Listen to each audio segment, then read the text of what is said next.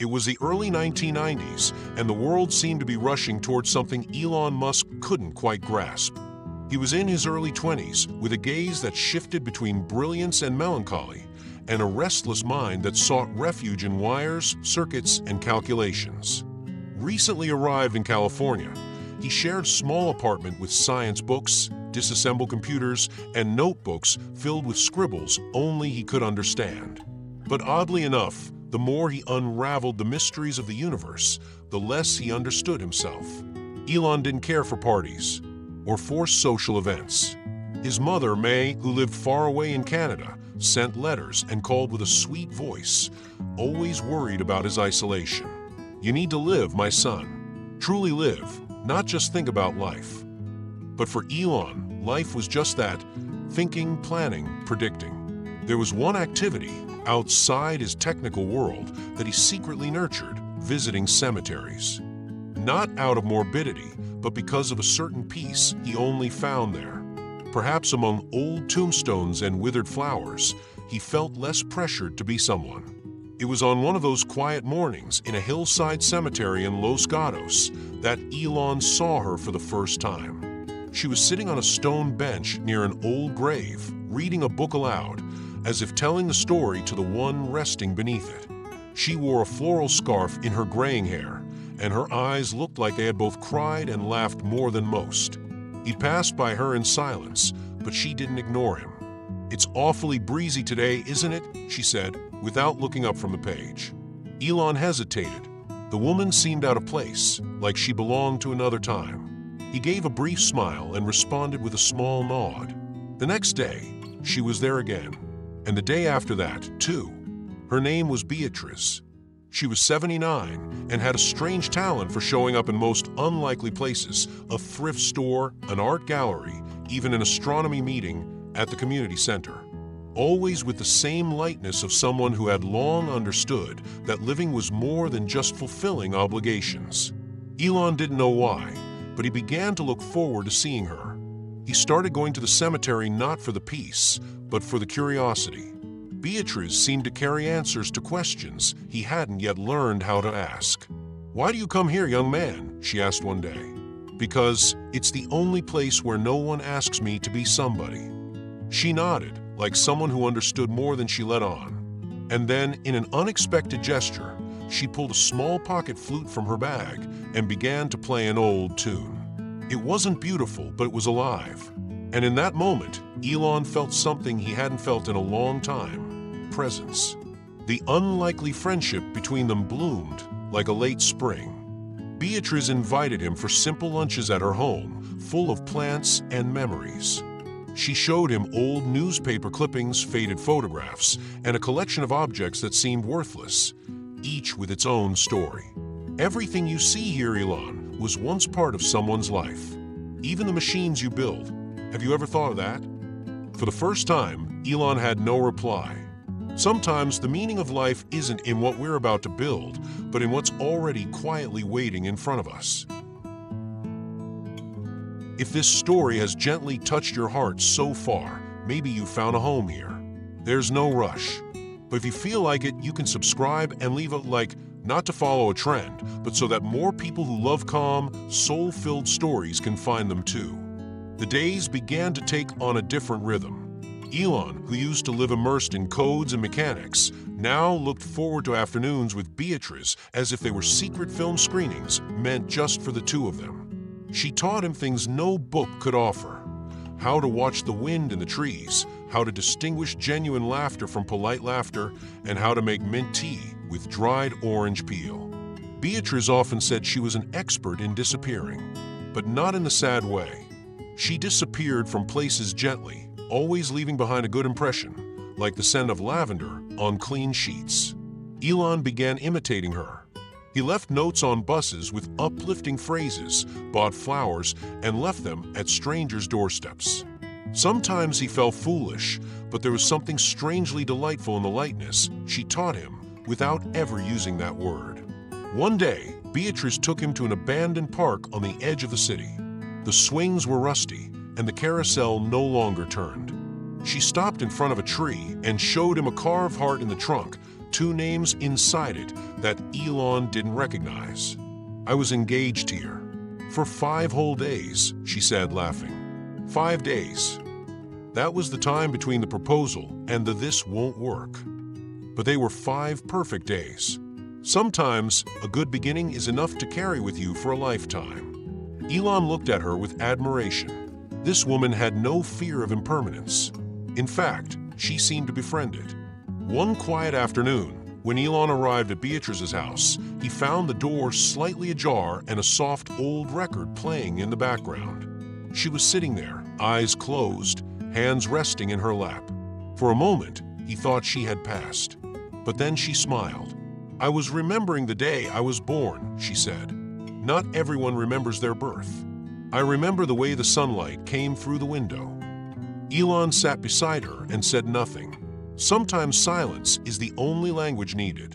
They spent hours together, sharing memories that didn't match, but somehow understood one another.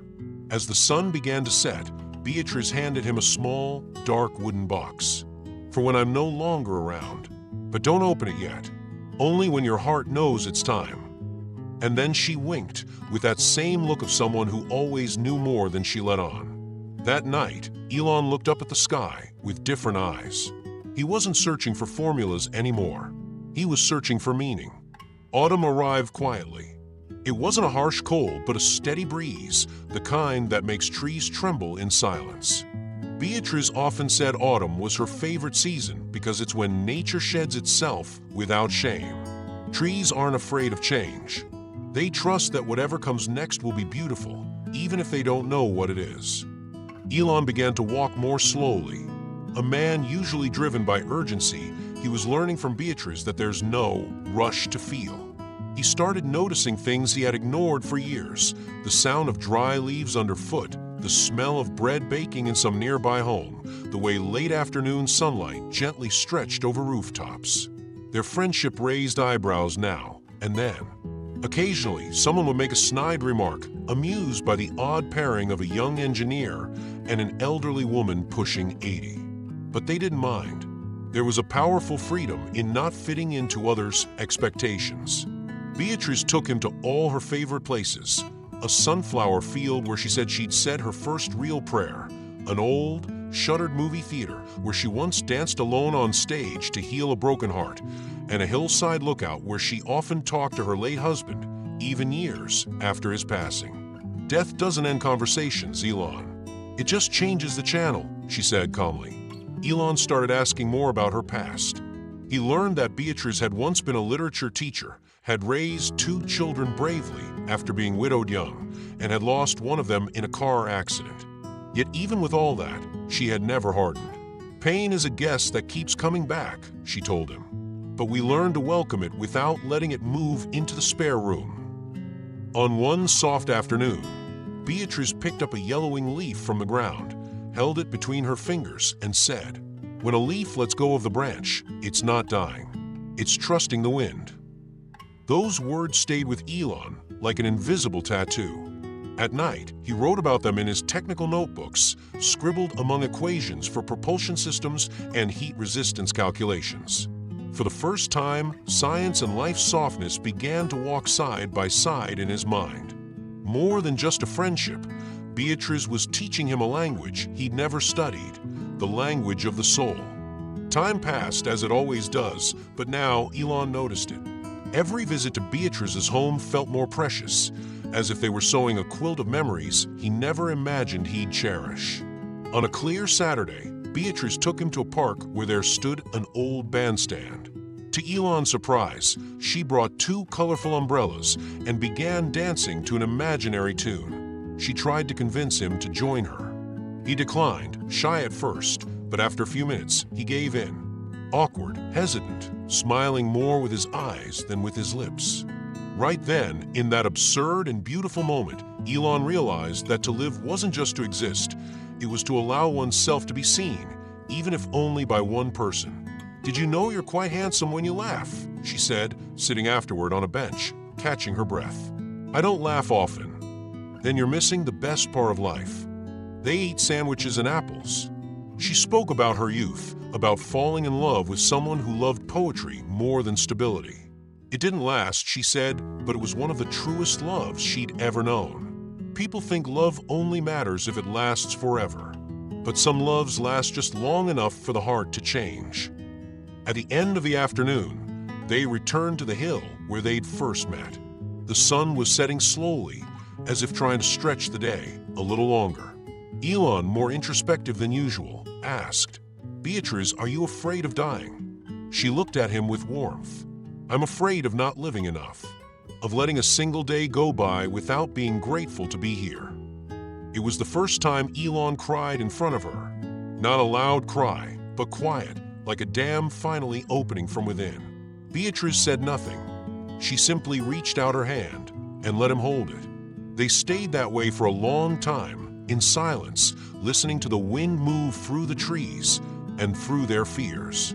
That night, Elon didn't want to go home. He sat on the floor of his room with the wooden box still unopened in his hands.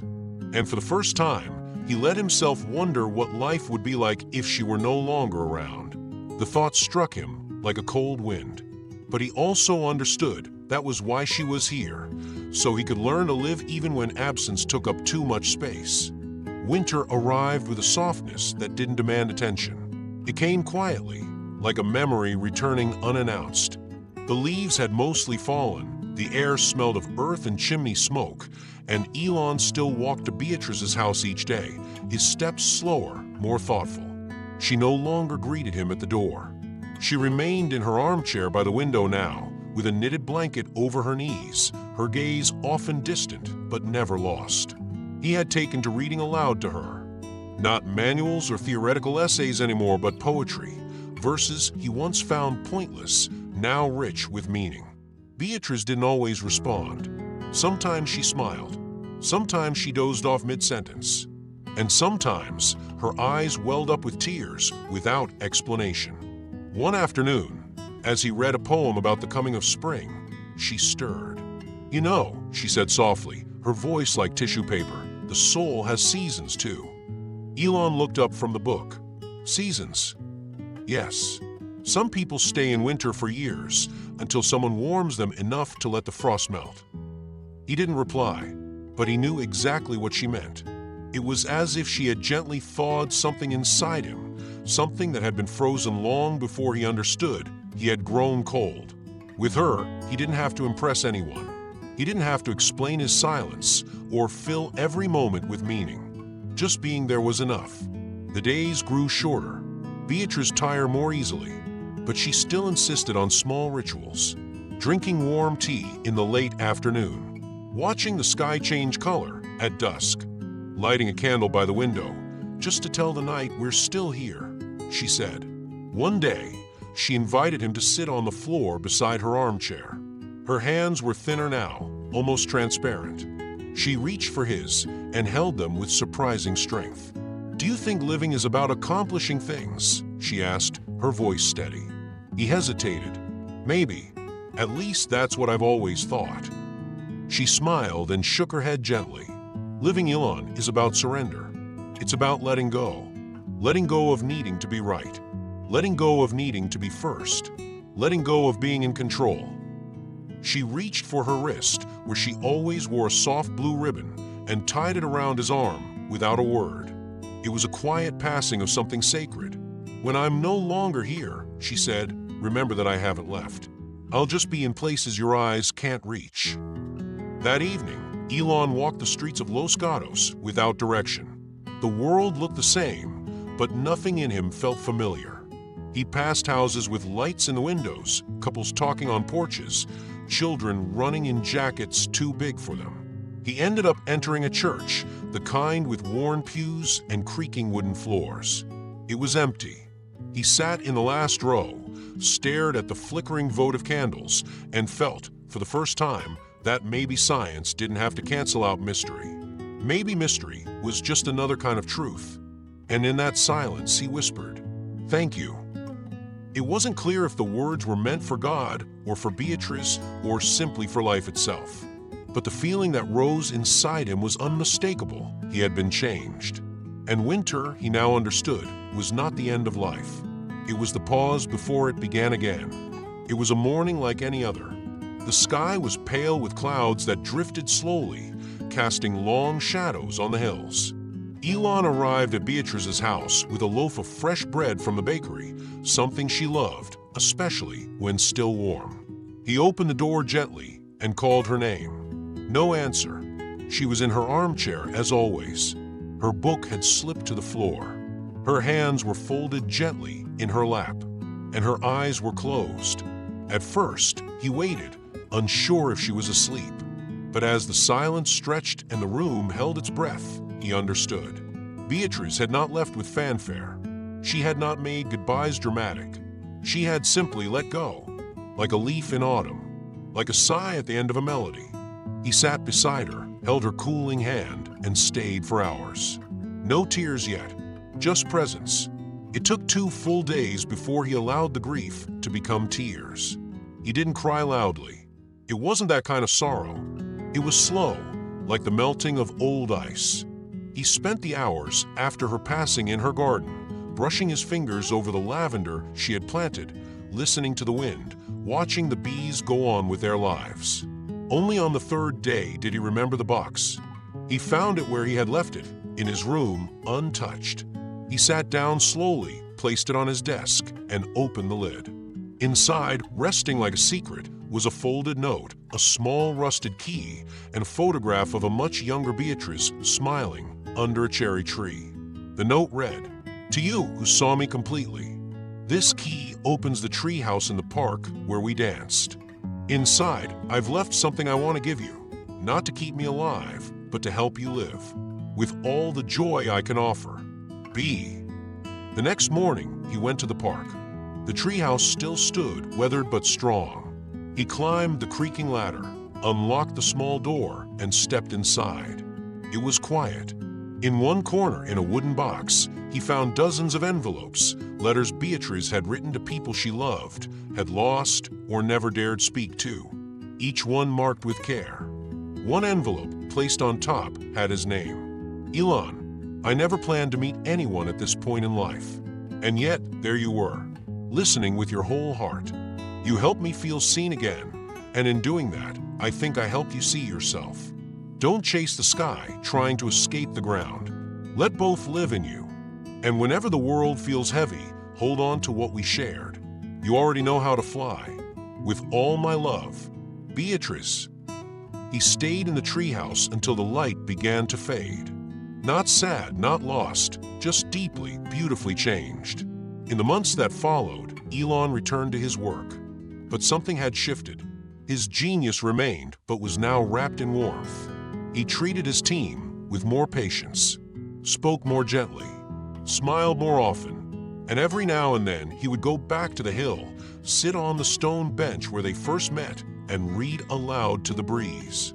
Just in case she was listening, because some people never really leave us. They simply become part of who we are. If this story awakens something in your heart, I'd love to know. Please share a memory it brought back to you in the comments. I read each one with care, as if it were a letter left in a hidden treehouse, waiting to be found.